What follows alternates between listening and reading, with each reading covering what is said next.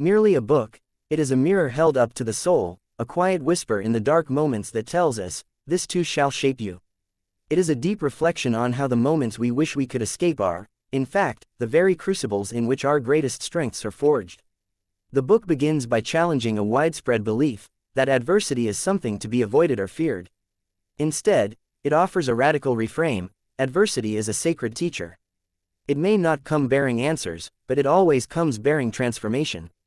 The author draws from both ancient wisdom and modern psychology, reminding us that discomfort is not the enemy. It is often the doorway through which our most meaningful growth enters. Pain, loss, failure, they are not signs of weakness. They are invitations to discover the parts of ourselves we never knew existed. One of the book's central insights is that adversity reveals more than it creates. When life is smooth, we may drift into complacency. We may wear masks, but when the ground crumbles beneath us, when what we love is taken or challenged, then we are forced to meet ourselves at a deeper level. The example of a man who lost his business during a recession illustrates this point powerfully. Stripped of his identity as a successful entrepreneur, he sank into depression.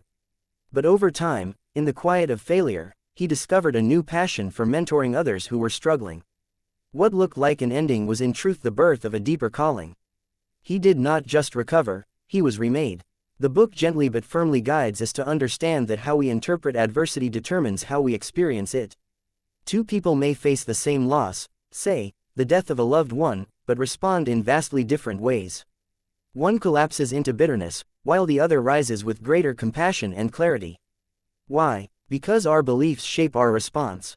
If we believe adversity is punishment, we resist and suffer more. But if we believe it holds purpose, even if that purpose is not immediately visible, we remain open, and through that openness, we heal. Another powerful message is the idea that adversity builds spiritual and emotional resilience. Just like muscles grow through resistance, so too does the soul. The author reflects on the story of a woman who battled cancer, not once, but twice.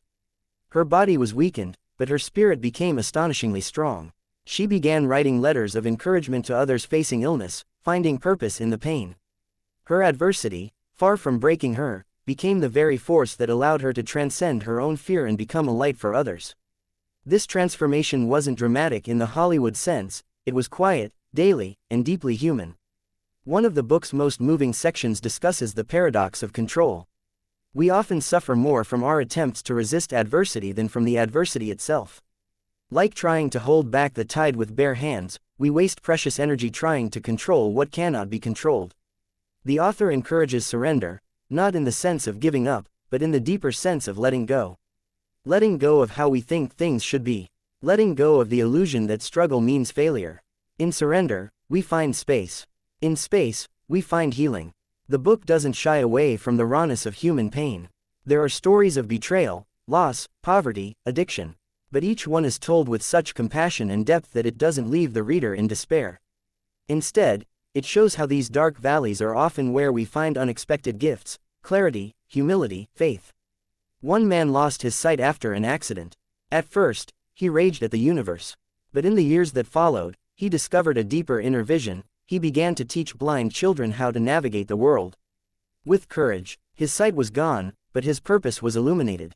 The message is not that adversity is good, or to be sought after, but that if it finds us, we can meet it with a heart ready to be transformed.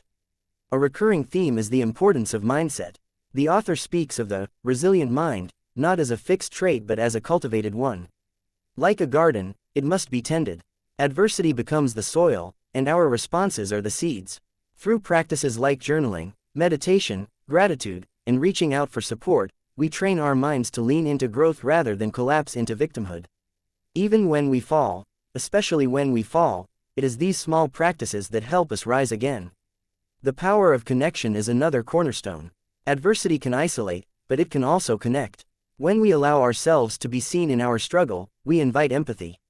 When we listen without fixing, we offer healing. One chapter describes a support group for parents who had lost children. In that circle of sorrow, no one offered platitudes. There were no quick fixes. Just presence, tears, silence, and somehow, in that shared humanity, something sacred arose. A reminder that we are never truly alone in our suffering. Perhaps the most profound insight the book offers is this: Adversity often strips away the superficial, allowing us to return to what truly matters. Careers may end, dreams may collapse, relationships may fracture, but beneath it all, there is always something enduring. Our values, our capacity to love, our ability to begin again. The author recounts the story of a man who lost everything in a fire, his home, his possessions, even years of his work. And yet, he later described it as the moment he woke up. Without the distractions, he began to rebuild his life with intention. He became more present with his children, more grateful for simple things like meals and laughter and breath. In a world obsessed with success, speed, and strength, learning from adversity is a gentle but powerful reminder that there is wisdom in the wound. It invites us to listen to the parts of ourselves that are often silenced in the noise, the hurt child, the frightened adult, the hopeful soul. It reminds us that we are not defined by what happens to us, but by what we choose to do with it. That we can be both broken and beautiful. That healing is not a straight path, but a spiral, returning, deepening, unfolding. The final chapters return us to a quiet truth: adversity does not leave us the same. And that is its gift. It is uncomfortable, yes, often brutal, but if we stay with it, not run, not numb, not deny, we may find that something more true, more courageous, more awake begins to emerge within us. That our deepest trials can become our most sacred teachings. So, if you are in a place of struggle, if life feels heavy or uncertain, know this: your pain has meaning. You are not weak for feeling lost. You are in the middle of a transformation. Keep walking, stay open, trust the process. One day, you will look back, not with bitterness, but with gratitude. Not because it was easy, but because it grew you into someone wiser, kinder, more whole. That is the quiet miracle of adversity. And this book is its unwavering guide.